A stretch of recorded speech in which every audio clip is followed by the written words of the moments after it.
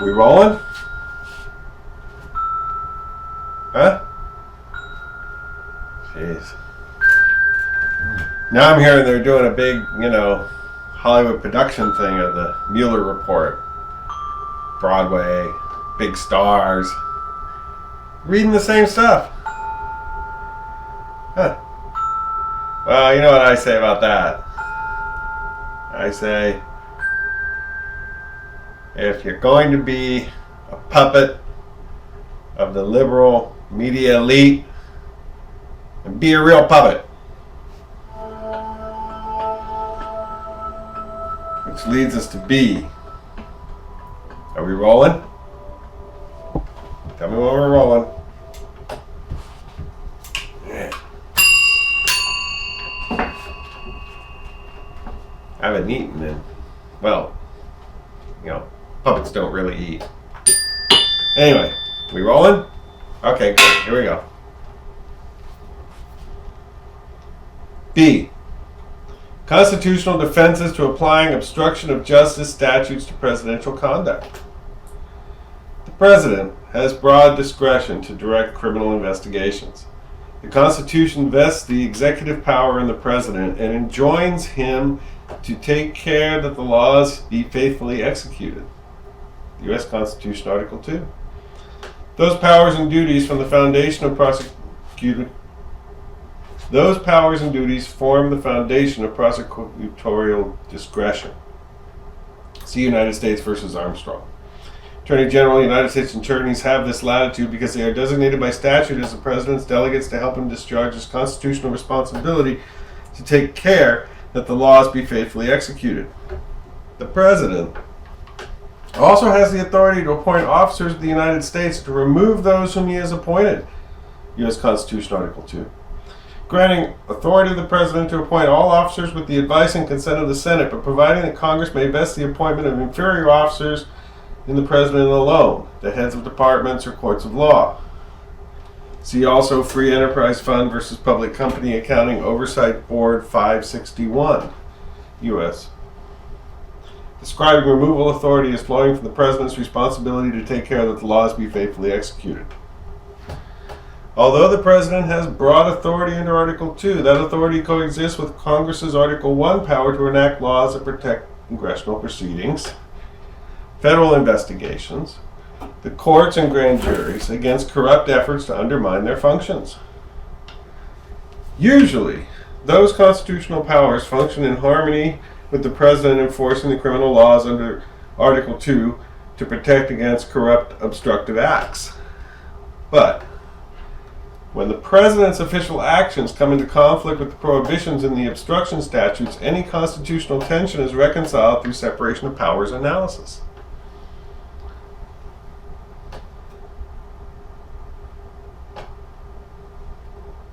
The President's counsel has argued that the President's exercise of his constitutional authority to terminate an FBI director and to close investigations cannot constitutionally constitute obstruction of justice. As noted above, no Department of Justice position or Supreme Court precedent directly resolved this issue. We did not find counsel's contention, however, to accord with our reading of the Supreme Court authority addressing separation of powers issues. Applying the court's framework for analysis, we concluded that Congress can validly regulate the President's exercise of official duties to prohibit actions motivated by a corrupt intent to obstruct justice. The limited effect on presidential power that results from that restriction would not impermissibly undermine the President's ability to perform his Article 2 functions. Well, that's a relief. 1. The requirement of a clear statement to apply statutes to presidential conduct does not limit the obstruction statutes. Before addressing Article 2 issues directly, we consider one threshold statutory construction principle that is unique to the presidency. The principle that general statutes must be read as not applying to the President if they do not expressly apply where application would arguably limit the President's constitutional role. OLC application of 28 U.S.C. 458 to presidential appointments of federal judges. This clear statement rule has its source in two principles. Statutes should be construed to avoid serious constitutional questions, and Congress should not be assumed to have altered the constitutional separation of powers without clear assurance that it intended that result. OLC, the constitutional separation of powers between the President and Congress. The Supreme Court has applied the clear statement rule in several cases. In one leading case, the court construed the Administrative Procedure Act 5 U.S.C. 701 not to apply to judicial review of a presidential action. Franklin versus Massachusetts. The court explained that it would require an express statement by Congress before assuming it intended the President's performance of his statutory duties to be reviewed for abuse of discretion. In another case, the court interpreted the word utilized in the Federal Advisory Committee Act 5 U.S.C. Act to apply only to the use of advisory committees established directly or indirectly by the government, thereby excluding the American Bar Association's advice to the Department of Justice about federal judicial candidates. Public Citizen versus United States Department of Justice. The court explained that a broader interpretation of the term utilized in FACA would raise serious questions whether the statute infringed unduly on the President's Article 2 power to nominate federal judges and violated the doctrine of separation of powers. Another case found that an established canon of statutory construction applied with special force to provisions that would impinge on the President's foreign affairs powers if construed broadly. Sale versus Haitian Centers Council. Applying the presumption against extraterritorial application to construe the Refugee Act of 1980 is not governing in an overseas context where it could affect foreign and military affairs for which the President has unique responsibility. See application. That stuff's deep. Of 28 U.S.C. 458 to presidential appointments of federal judges. The Department of Justice has relied on this clear statement principle to interpret certain statutes as not applying to the President at all, similar to the approach taken in Franklin. CEG Memorandum for Richard T. Burris, Office of the President, from Lord St. Silverman, Deputy Attorney General. Read conflict of interest problems arising out of the President's nomination of Nelson A. Rockefeller to be Vice President under the 25th Amendment to the Constitution at 2.5. Criminal conflict of interest statute. 18 U.S.C. 208 does not apply to the President. Other OLC opinions interpret statutory text not to apply to certain presidential or executive actions because of constitutional concerns. See application of 28 U.S.C. 458 to presidential appointments of federal judges. Consanguinity limitations on court appointments. 28 U.S.C. 458 found inapplicable to presidential appointments of judges to the federal judiciary. Constraints imposed by 18 U.S.C. 1913 on lobbying efforts. 13 OP-OLC 300. Limitation on use of appropriated funds for certain lobbying programs found inapplicable to certain communication by the President and executive officials. But, there's always a but. OLC has also recognized that this clear statement rule does not apply with respect to a statute that raises no separation of powers questions were to be applied to the President, such as the federal bribery statute.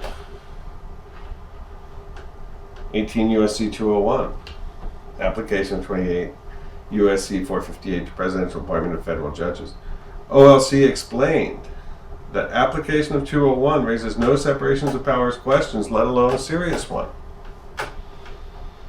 because the Constitution confers no power in the President to receive bribes. In support of that conclusion, OLC noted constitutional provisions that forbid increases in the President's compensation while in office, which is what a bribe would function to do. Citing U.S. Constitution Article 2, and the express constitutional power of Congress to impeach and convict a President for inter alia bribery. U.S. Constitution Article 2, Section 4. Under OLC's analysis, Congress can permissibly criminalize certain obstructive conduct by the President, such as suborning perjury, intimidating witnesses, or fabricating evidence, because those prohibitions raise no separation of powers questions. See application of 28 U.S.C. 458 to presidential appointments of federal judges. The Constitution does not authorize the President to engage in such conduct, and those actions would transgress the President's duty to take care that the laws be faithfully executed. U.S. Constitution, Article 2, Section 3. In view of these clearly permissible applications of the obstruction statutes to the President, Franklin's holdings that the President is entirely excluded from a statute absent is a clear statement would not apply in this context. A more limited application of the clear statement rule is to exclude from the obstruction statutes only certain acts by the President. For example, removing prosecutors or ending investigations for corrupt reasons would be difficult to implement as a matter of statutory interpretation. It is not obvious how a clear statement rule would apply to an omnibus provision like Section 1512C2 to exclude corruptly motivated obstructive acts only when carried out in the President's conduct of office. No statutory term could easily bear that specialized meaning. For example, the word corruptly has a well-established meaning that does not exclude exercises of official power for corrupt ends. Indeed, an established definition states that corruptly means action within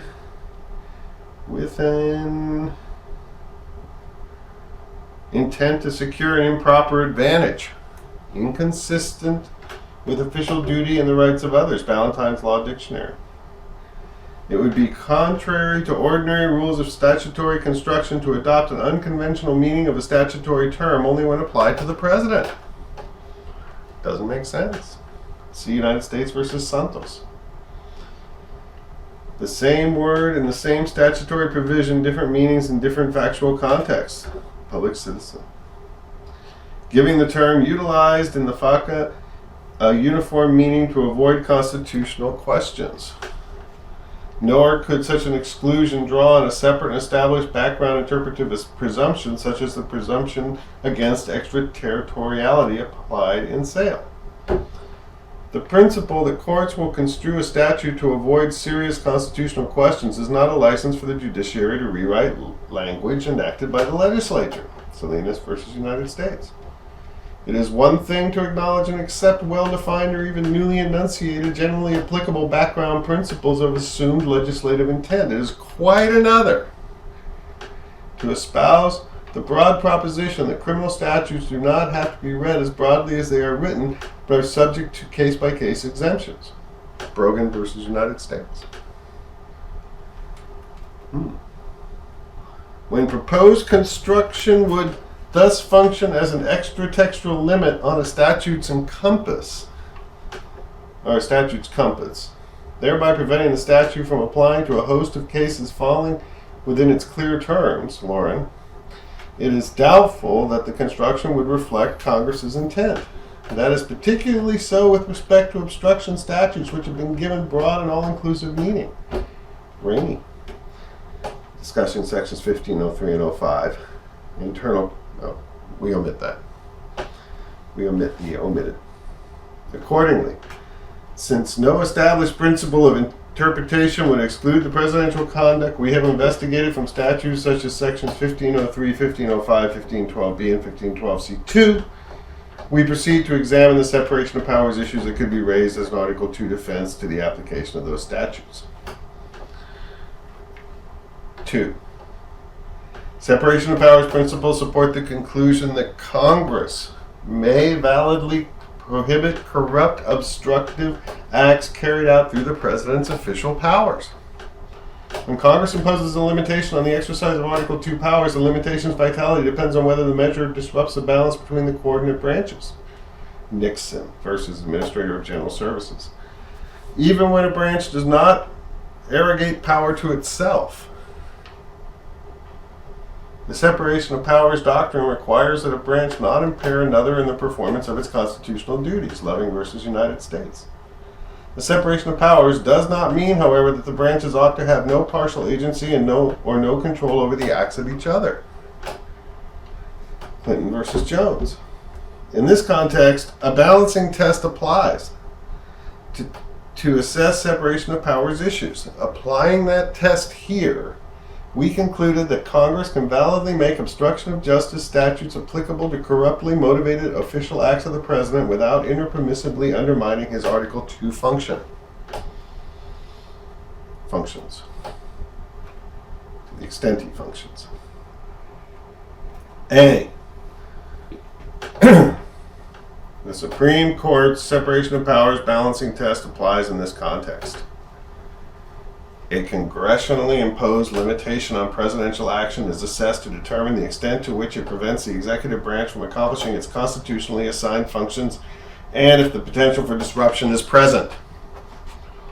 Whether that impact is justified by an overriding need to promote objectives within the constitutional authority of Congress. The Minister of General Services, see Nixon versus Fitzgerald, United States versus Nixon.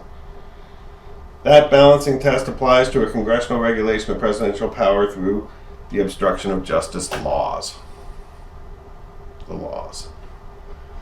When an Article 2 power has not been explicitly assigned by the text of the Constitution but to be within the sole province of the President, but rather was thought to be encompassed within the general grant to the President of the executive power, the Court has balanced competing constitutional considerations.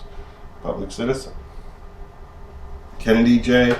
concurring in judgment joined by Rehnquist, CJ, and O'Connor. As Justice Kennedy noted in Public Citizen, the Court has applied a balancing test and restrictions on the President's power to remove executive officers. A power that is not conferred by any explicit provision in the text of the Constitution, as is the appointment power, but rather is inferred to be a necessary part of the grant of executive power. Citing Morrison versus Olson. Consistent with that statement, Morrison sustained a good cause limitation on the removal of an inferior officer with defined prosecutorial responsibilities after determining that the limitation did not interpermissibly undermine the President's ability to perform his Article 2 functions. 487 U.S. The Court has also evaluated other general executive power claims through a balancing test. For example, the Court evaluated the President's claim of an absolute privilege for presidential communications about his official acts by balancing that interest against the judicial branch's need for evidence in a criminal case. United States versus Nixon. Recognizing a qualified constitutional privilege for presidential communication on official matters. The Court has also upheld a law that provided for archival access to presidential records despite a claim of absolute presidential privilege over the records. Administrator of General Services. The analysis in those cases supports applying a balancing test to assess the constitutionality of applying the obstruction of justice statutes to presidential exercisers of executive power. Only in a few instances has the Court applied a different framework. When the President's power is both exclusive and conclusive at the same time on the issue, Congress is precluded from regulating its exercises. Zivotofsky versus Kerry. In Zivotofsky, for example, the Court followed Justice Jackson's familiar tripartite framework in Youngstown Sheet and Tube Company versus Sawyer. Jackson J. concurring, and held that the President's authority to recognize foreign nations is exclusive. i.e. 2083-2094, see also a Public Citizen. Kennedy J. concurring in the judgment, citing the power to grant pardons under U.S. Constitutional Article 2, Section 2, Clause 1, and the presentment clauses for legislation, U.S. Constitution Article 1, Section 7, Clause 2 and 3, as examples of exclusive presidential powers by virtue of constitutional text.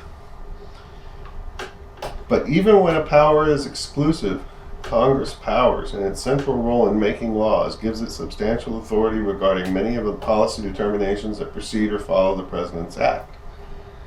Zivotofsky. For example, although the President's power to grant pardons is exclusive and not subject to congressional regulations, see United States versus Klein, Congress has the authority to prohibit the corrupt use of anything of value to influence the testimony of another person in a judicial, congressional, or agency proceeding.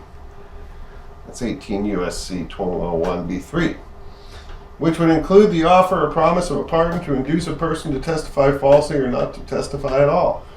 The offer of a pardon would precede the act of pardoning and thus be within Congress's power to regulate, even if the pardon itself is not. Just as the speech or debate clause, U.S. Constitution Article 1, Section 6, Clause 1, absolutely protects legislative acts, but not a legislator's taking or agreeing to take money for a promise to act in a certain way. For it is taking the bribe, not performance of the illicit compact, that is criminal act. United States versus Brewster. The promise of a pardon to corruptly influence testimony would not be a constitutionally immunized act. The application of obstruction statutes to such promises therefore would raise no serious separation of powers issue. B. The effect of obstruction of justice statutes on the President's capacity to perform his Article 2 responsibilities is limited. Under the Supreme Court's balancing test for analyzing separation of powers issues, the first task is to assess the degree to which applying obstruction of justice statutes to presidential actions affects the President's ability to carry out his Article 2 responsibilities. Administrative General Services.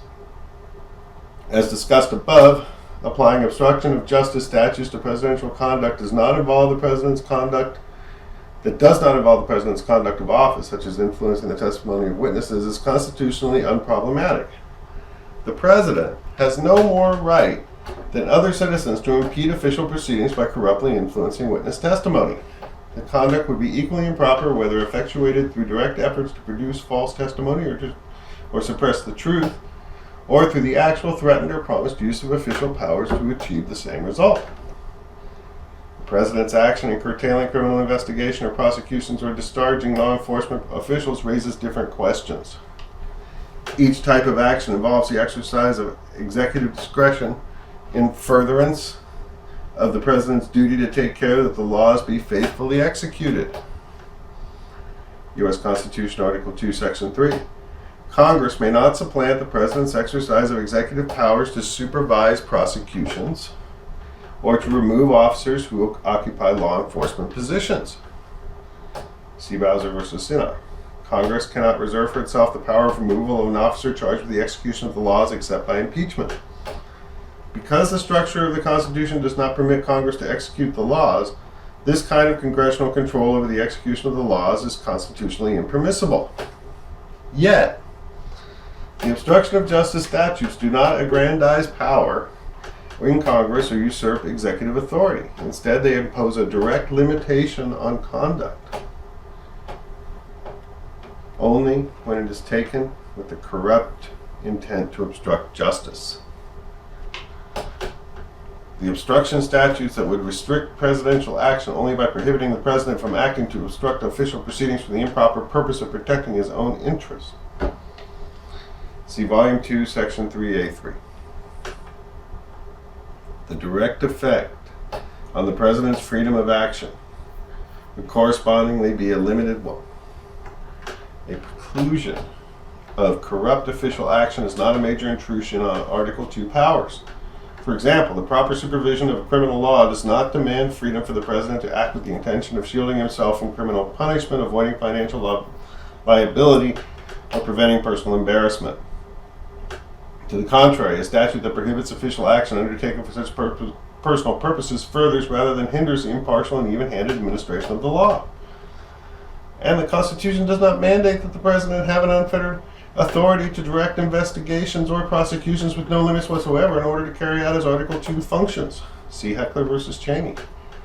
Congress may limit an agency's exercise of enforcement power if it wishes, either by setting substantive priorities or by otherwise circumventing an agency's power to discriminate among issues or cases it will pursue.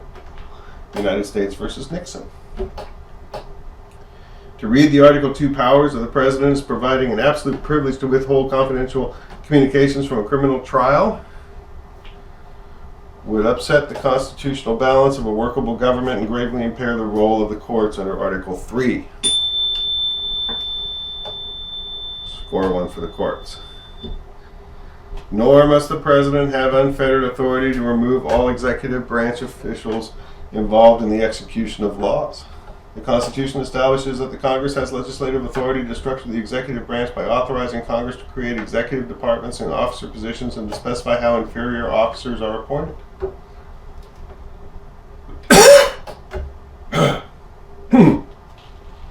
Excuse me. U.S. Constitution, Article 1, Necessary and Proper Cause, Clause. Article 2, Section 2, Opinions Clause. Article 2, Section 2, Clause 2, Appointments Clause. See Free Enterprise Fund. U.S. at 499. While the President's removal power is an important means of ensuring that officers faithfully execute the law, Congress has recognized authority to place certain limits on removal. The President's removal powers are at their zenith with respect to principal officers, that is, officers who must be appointed by the President and who report to him directly.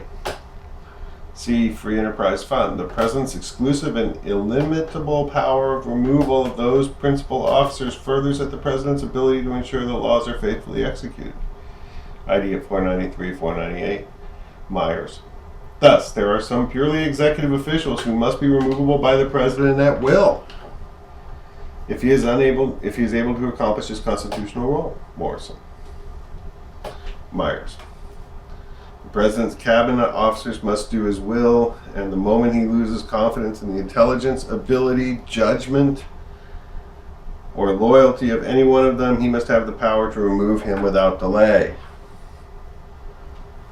Of Humphreys Executive versus United States. Congress has the power to create independent agencies headed by principal officers for removal only for good cause. In light of those constitutional precedents, it may be that the obstruction statutes could not be constitutionally applied to limit the removal of a cabinet officer such as the Attorney General. See 5 U.S.C.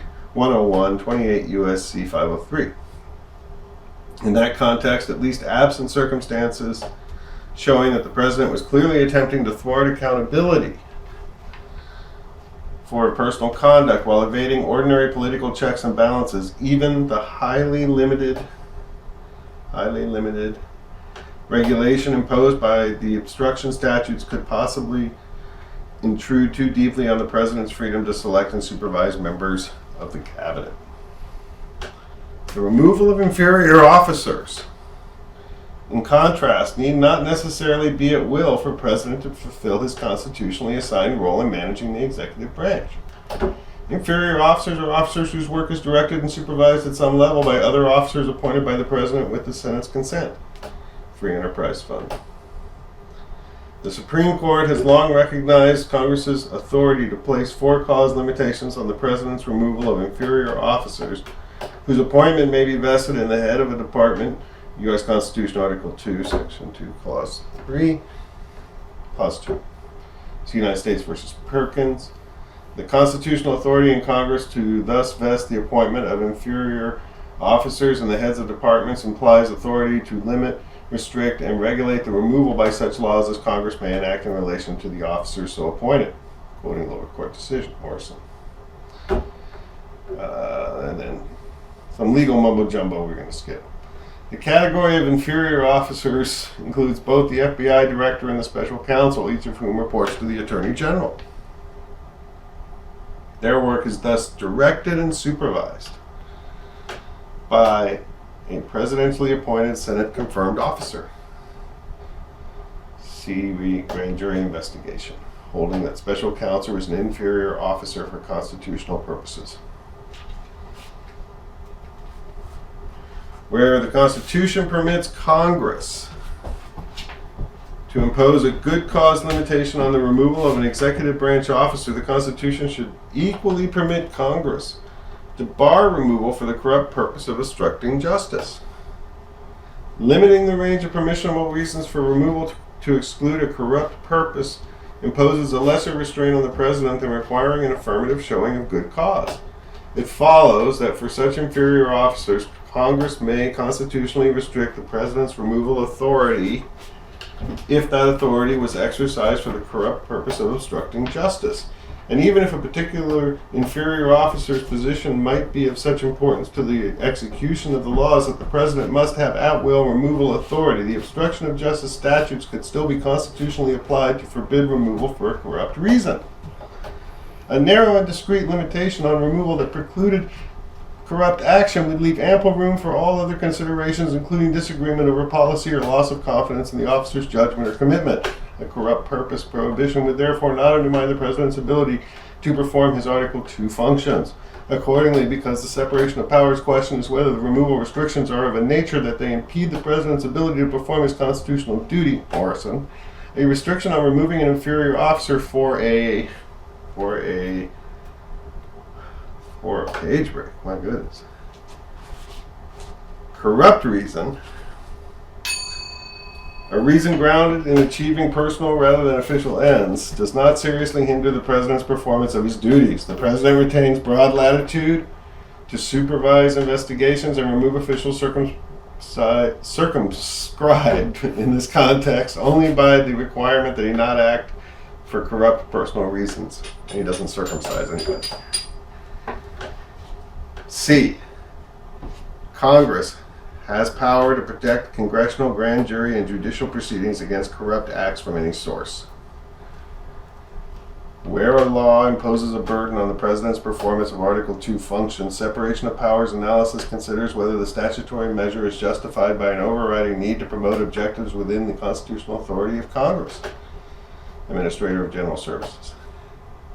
Here, Congress enacted the obstruction of justice statutes to protect, among other things, the integrity of its own proceedings, grand jury investigations, and federal criminal trials. Those objectives are within Congress's authority and serve strong government interests.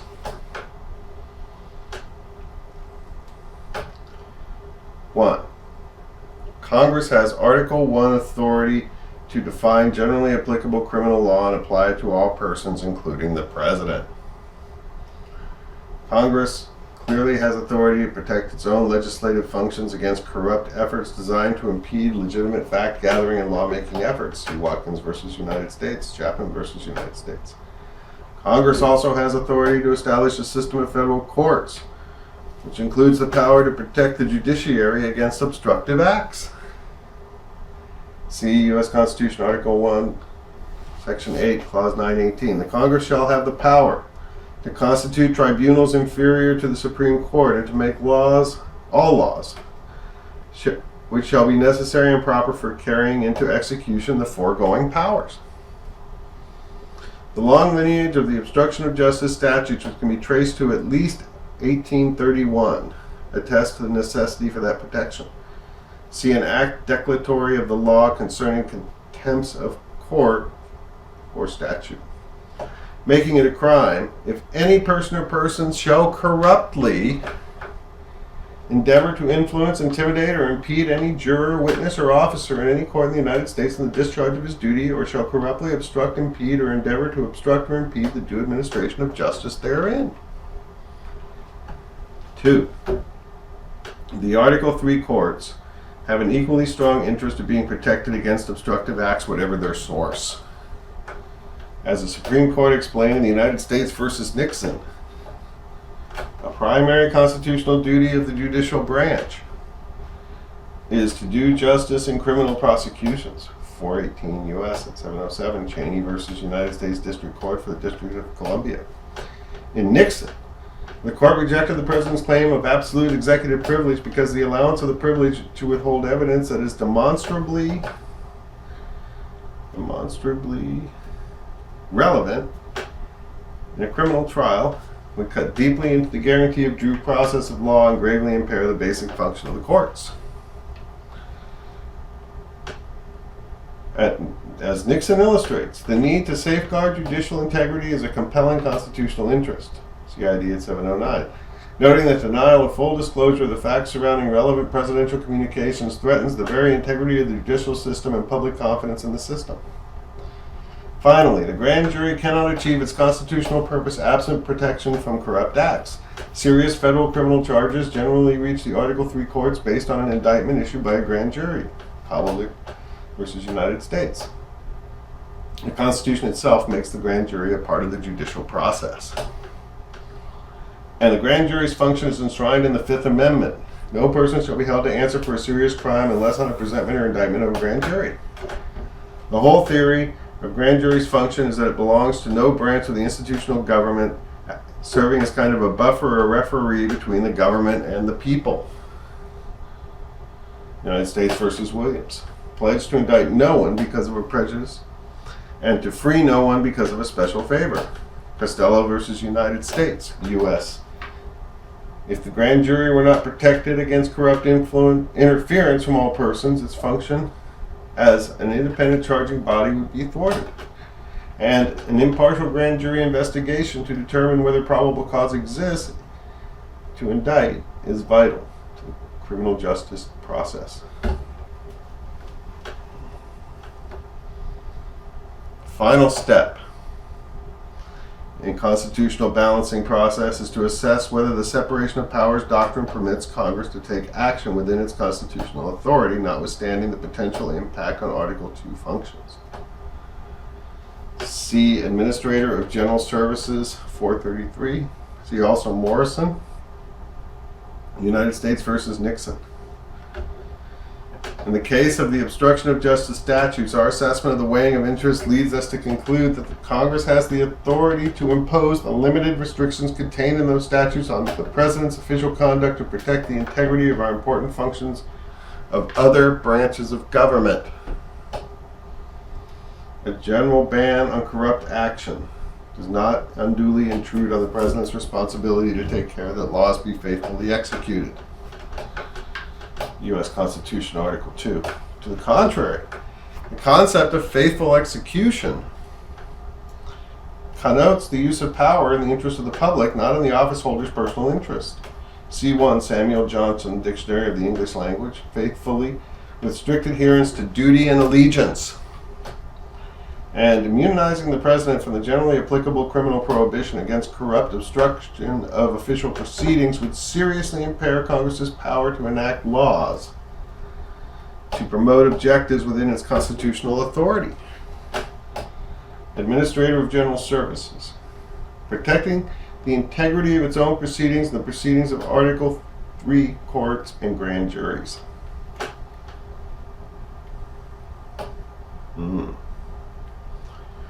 Accordingly, based on the analysis above, we are not persuaded by the argument that the President has blanket constitutional immunity to engage in acts that would corruptly obstruct justice for the exercise of otherwise valid Article 2 powers. 3. Ascertaining whether the President violated the obstruction statutes would not chill his performance of his Article 2 duties. Applying the obstruction statutes to the President's official conduct would involve determining as a factual matter whether he engaged in an obstructive act, whether the act had a nexus to official proceedings, and whether he was motivated by corrupt intent. But applying those standards to the President's official conduct should not hinder his ability to perform his Article 2 duties. Nixon versus Fitzgerald. Taking into account chilling effect on the President and adopting a constitutional rule of presidential immunity from private civil damages action based on official duties. Several safeguards would prevent a chilling effect. The existence of settled legal standards, a presumption of regularity in prosecutorial action, and the existence of evidentiary limitations on probing the President's motives.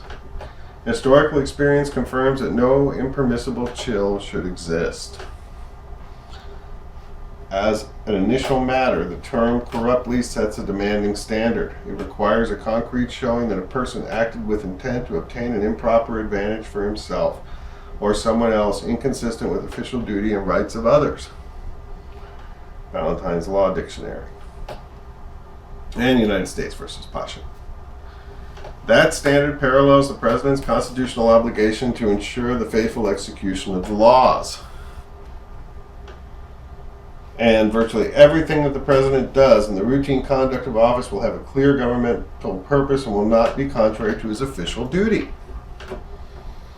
Accordingly, the President has no reason to be chilled in those actions because in virtually all instances there will be no credible basis for suspecting a corrupt personal motive.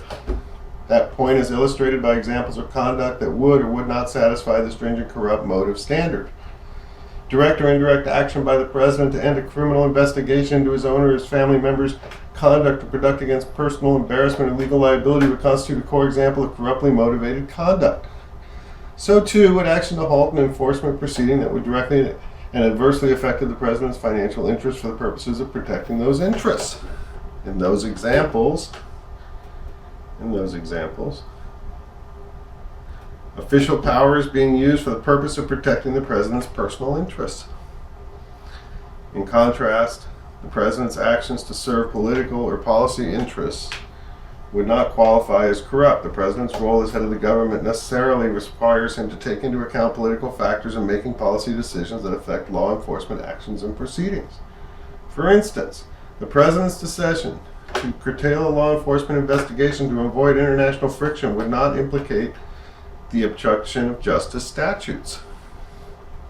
That criminal law does not seek to regulate the consideration of such political or policy factors in the conduct of government. And when legitimate interests animate the president's conduct, those interests will almost invariably be readily identifiable based on objective factors, because the president's conduct in those instances will obviously fall outside the zone of obstruction of law. No chilling concern should arise. B. There is also no reason to believe that investigations, let alone prosecutions, would occur except in highly unusual circumstances when a credible factual basis exists to believe that obstruction occurred. Prosecutorial action enjoys a presumption of regularity. Absent clear evidence to the contrary, courts presume that prosecutors have properly discharged their official duties. Armstrong, United States versus Chemical Foundation. The presumption of prosecutorial regularity would provide even greater protection to the president than exists in routine cases.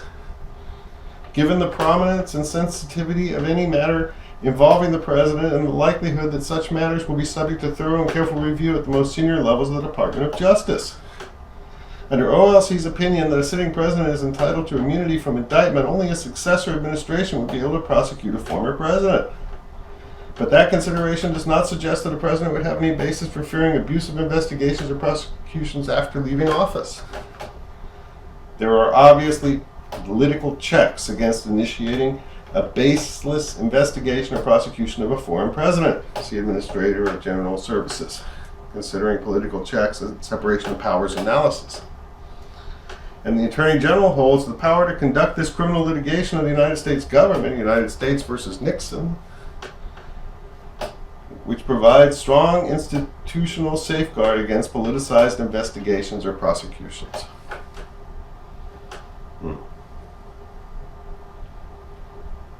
These considerations distinguish the Supreme Court's holding in Nixon versus Fitzgerald that in part because inquiries into the president's motives would be highly intrusive, the president is absolutely immune from private civil damages actions based on his official conduct.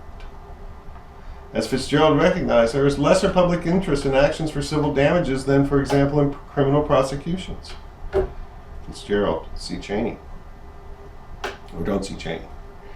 And private actions are not subject to the institutional protections of an action under the supervision of Attorney General and subject to a presumption of regularity.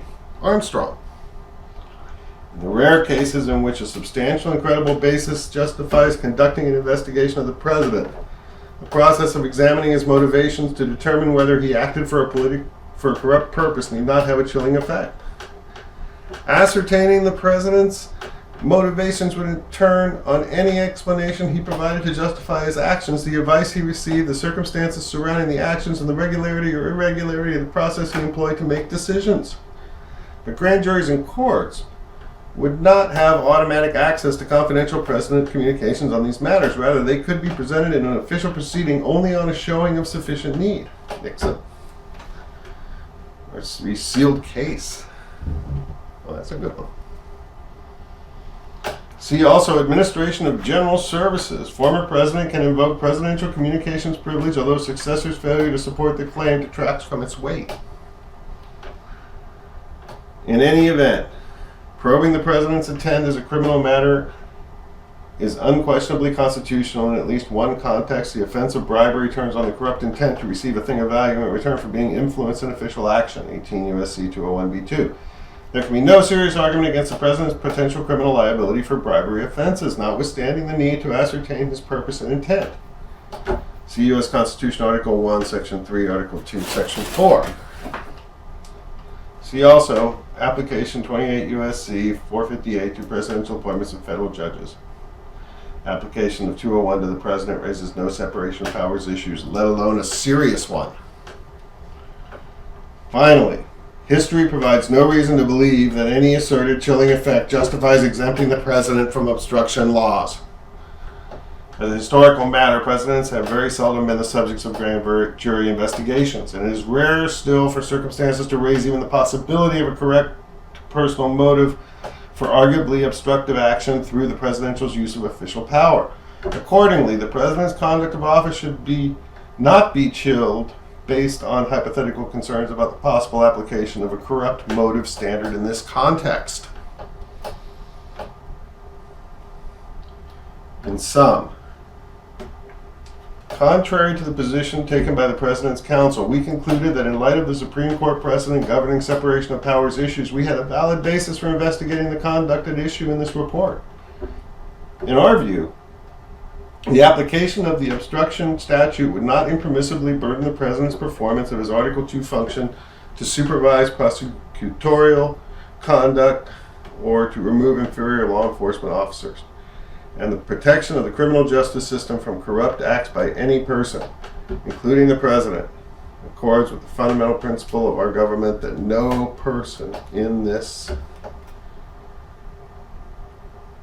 country is so high that he is above the law. United States versus Lee. Clinton versus Jones. United States versus Nixon.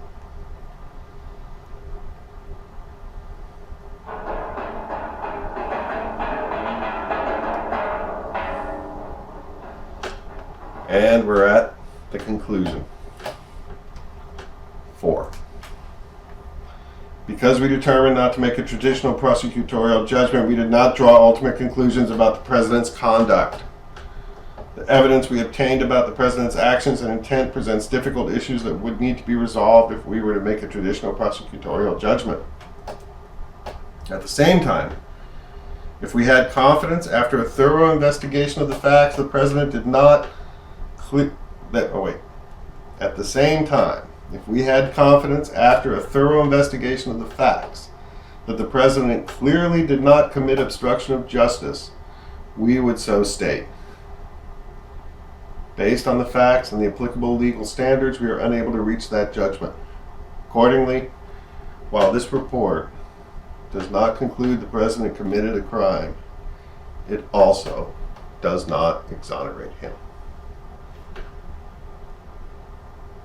The end.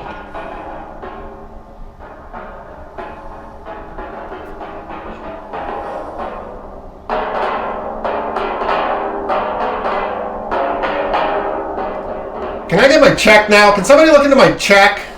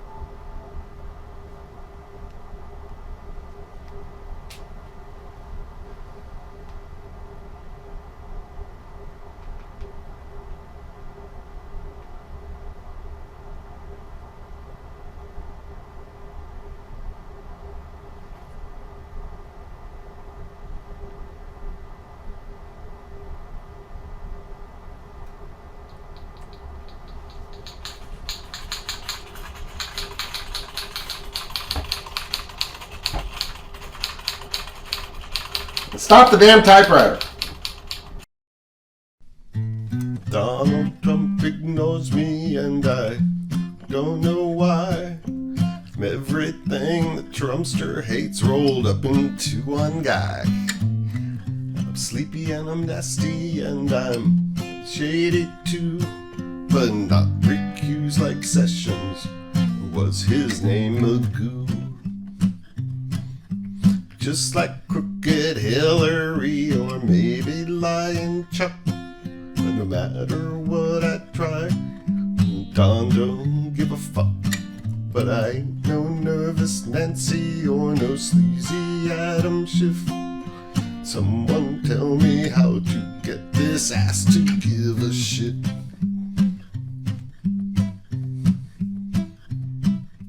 I'm all for higher taxes and I'm all for higher crime. Think cheating Obama did the job just mighty fine. I like crazy Bernie, I like Pocahontas too.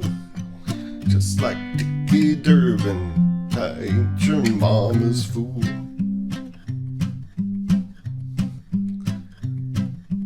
Donald Trump ignores me and I don't know why. I'm everything the Trumpster hates rolled up into one guy.